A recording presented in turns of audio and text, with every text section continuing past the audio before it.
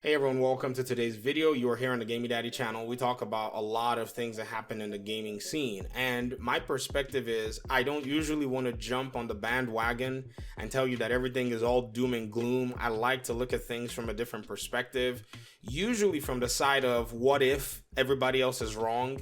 And so today I wanted to talk a little bit about this Google Stadia and its biggest challenges. I think it has a few challenges right out the bat, but I know for sure that there are like two of them that are just obvious. The first one is value proposition. So this Stadia platform just launched with only about 40 something games. We did the math in a prior video that I've done. And if you look at the value proposition for what that means, you have to go back and say, okay, what is this thing offering me and how much does it cost? And is it valuable for me? Is it worth my time? Is it worth my money? Is it going to give me what I need compared to anybody else? And once you ask these questions, then you take that and you go compare with what anybody else is offering and then see if that's actually good for you. Now, in terms of PlayStation, Sony already has a streaming platform as well. And if you look at the price for Sony's streaming platform, the $9.99 price is already perfect because you already have your PlayStation. You have access to PlayStation exclusives, access to non-PlayStation exclusives as well, and also access to this streaming platform. So you can go with it and say, okay, no worries. This is definitely something that I need to do. I can jump in on the PlayStation cycle. I like their games.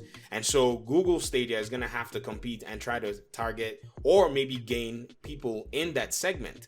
The other segment is the Microsoft segment, where in their own genius and to their own credit, Microsoft's gaming aspect has taken time to bring a platform in terms of the Xbox Game Pass and now has a lot of value. That I think is the most value proposition that you can have. If you have an Xbox and a PC, you can actually use your Game Pass on both of them simultaneously. If you don't want to get a console, the Game Pass for PC is a no-brainer, and they've also sweetened the deal now. My last video, when I made it, they had already changed from the $1 proposition the first month to just the $4.99 proposition, but lately they've updated that to you having a 3-month $1 price point for $1 for 3 months, a dollar for 3 months, getting actually the premium version of it. So you're not only getting just the basic aspect, you're getting the best possible package for $1 for 3 months, where you can actually in that window get early access to new releases. So that value proposition right now is winning, and I don't see Stadia being able to offer anything right out the bat, except they want to go all Amazon gung-ho, we're going to take a loss in the very first few years and compete against all these other companies, which it's not a loss that's as simple as taking a few cents off off one product versus the other. It's you actually getting licenses, and you will eat a big old loss and be a worthless platform if they don't take time. So this is the first thing that they have to deal with. The second thing in terms of their challenges is not only just the value proposition, it's just the adoption of the new technology. Now, this is fairly new, so a lot of people will be a little skeptic, or a lot of people are going to just ignore it, or a lot of people already have technology that's similar to that. So what am I talking about? What technology in terms of streaming games is actually, already available? Well, Steam already had the Steam Link years ago, and I do have one of them. I have a unit of the Steam Link, and the Steam Link, what it does is it can stream games from my PC library that's already been downloaded directly to my TV. Now, I am, hosting the game on my own end, but I can then bring it to my TV. This already eliminates the need for me to go get the Google Stadia, because all that means is I just purchase the game on Steam and I'm able to stream it. Now, even much interesting is the fact that I can also just stream my desktop to my Steam Link. Now, some games are compatible, so if I don't have the game on Steam, it will probably maybe have some frame rate issues and all of that, but that's not necessarily a big deal. I feel like if Microsoft got serious, they could add a streaming functionality as well. So that technology is already available for some of us. And then you also have to deal with the people who may not be early adopters in this new technology. So you think about these two challenges right out the door. Google and their Stadia platform have to overcome these challenges. And then you can also talk about other things like the amount of games in the library, which I think are just, petty, because trust me, they start going after indie developers and giving them some incentives.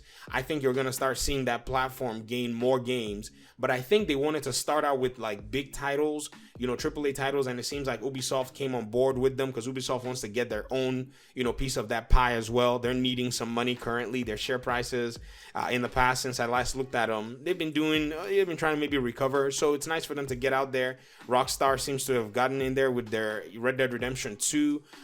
Even the notorious or infamous Metro Exodus is also on that platform. So there's so many things that go into it, and we have to look at it from that perspective. But don't be fooled. This platform will probably and most likely become a contender in the industry. And this, I think, brings more competition, and I think eventually the value proposition is going to start getting better and better.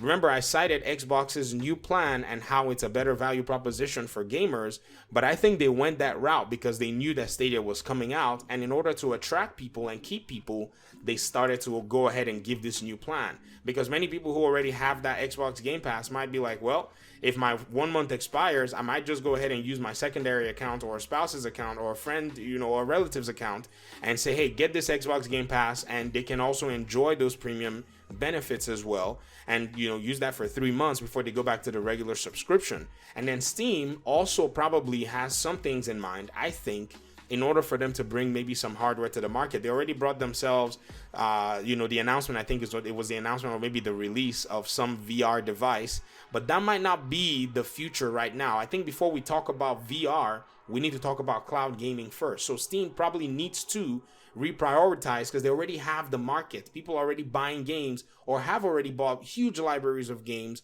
on Steam. So getting a Steam Link, a new version, because they actually discontinued the Steam Link currently. They were selling it for $7, I think, a year ago, and I went ahead and bought myself a unit. And so this is definitely where they need to go in order for them to make themselves relevant and also give Google a good run for their money. Because if everybody gives everybody else a run for their money, it will eventually allow for us to gain more value as gamers and allow for us to be able to enjoy what everybody has to offer, depending on what direction we decide to go. All right, I want you guys to respond in the comment section. Keep the conversation alive, because this is something that's pretty cool, a little exciting, a little nerve-wracking, but all in all, I think it's probably for the better. A lot of these companies have sat too comfortably in their little bubbles. It's time for somebody else to come in, disrupt the market, and allow for the best product to come out. Okay, that's all I have for today. Thank you very much for your time and audience. I appreciate you guys for even supporting these videos. I know it's not my regular Division 2 content or my guides, but this is a season of my life where this is the best way to keep serving the gaming community.